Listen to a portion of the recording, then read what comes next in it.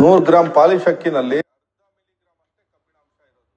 ಆದರೆ ಅದೇ 100 ಗ್ರಾಂ ಅವಲಕ್ಕಿನಲ್ಲಿ 4.5 mgಯಷ್ಟು ಕಬ್ಬಿಣಾಂಶ ಇದೆ. ಅಂದ್ರೆ ಪಾಲಿಶ್ ಅಕ್ಕಿನಲ್ಲಿರೋ ಕಬ್ಬಿಣಾಂಶದ 10 ಪಟ್ಟು ಹೆಚ್ಚು ಕಬ್ಬಿಣಾಂಶ ಅವಲಕ್ಕಿನಲ್ಲಿದೆ. ಸೊ ಎರಡು ಮಾಡೋದು ಭತ್ತದಿಂದಾನೆ, ಅಕ್ಕಿ ಮಾಡೋದು ಭತ್ತದಿಂದಾನೆ, ಅವಲಕ್ಕಿ ಮಾಡೋದು ಭತ್ತದಿಂದಾನೆ. ಆದರೆ ಪಾಲಿಶ್ ಅಕ್ಕಿನಲ್ಲಿಲ್ಲದೆ ಇರೋ ಕಬ್ಬಿಣಾಂಶ ಅವಲಕ್ಕಿಗೆ ಹೇಗೆ ಬಂತು ಅಂತ ನೋಡೋದಾದರೆ ಸೊ ಅವಲಕ್ಕಿ ಮಾಡೋ ವಿಧಾನನ ನೋಡಬೇಕು. ಸೊ ಅವಲಕ್ಕಿ ಮಾಡೋ ವಿಧಾನ ಹೇಗೆ ಅಂತಂದರೆ, ಸೊ ಭತ್ತನ ಮೊದಲಿಗೆ ನೆನೆಸ್ತಾರೆ, ನೆನೆಸಿರೋ ಭತ್ತನ ಬೇಯಿಸ್ತಾರೆ.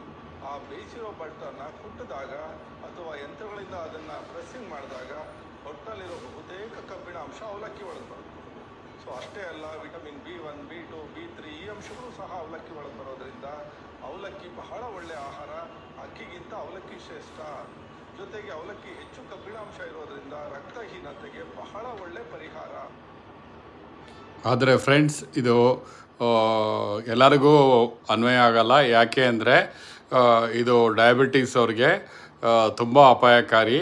ಇದು ಏನಿಲ್ಲ ಅಂದರೂ ಡಯಾಬಿಟಿಕ್ಸ್ ಅವ್ರಿಗೂ ಅವಲಕ್ಕಿ ತಿಂದರೆ ಸಕ್ಕರೆ ಇವಾಗ ಬಿಫೋರ್ ಬ್ರೇಕ್ಫಾಸ್ಟು 100-110 ಇದ್ದರೆ ಅವಲಕ್ಕಿ ತಿಂದರೆ 200 ದಾಟೋದಂತೂ 100% ಗ್ಯಾರಂಟಿ.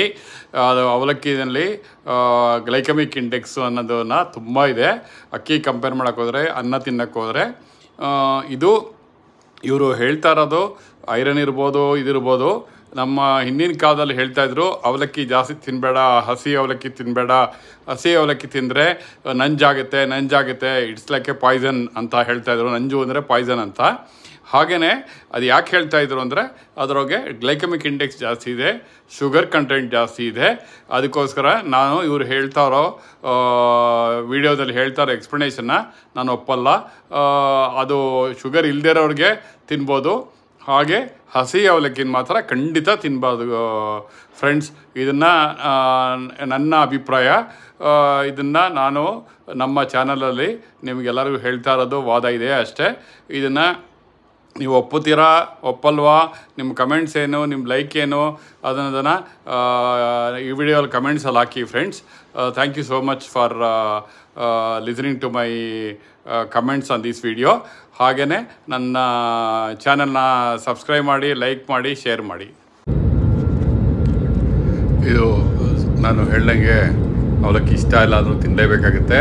ಇವಾಗ ನಾನು ಇಂಡಿಗೋ ಫ್ಲೈಟಲ್ಲಿ ದಿಲ್ಲಿಯಿಂದ ಬೆಂಗಳೂರು ಬರ್ತಾ ಇರ್ಬೇಕಾದ್ರೆ ಮತ್ತು ಬೆಂಗಳೂರಿಂದ ದಿಲ್ಲಿಗೆ ಹೋಗಬೇಕಾದ್ರೆ ವೆಜಿಟೇರಿಯನ್ ಫುಡ್ಡು ಅಂತ ಇದ್ದಿದ್ದೆ, ಪೋಹಾನೇ ತಿನ್ನಬೇಕಾಯ್ತು.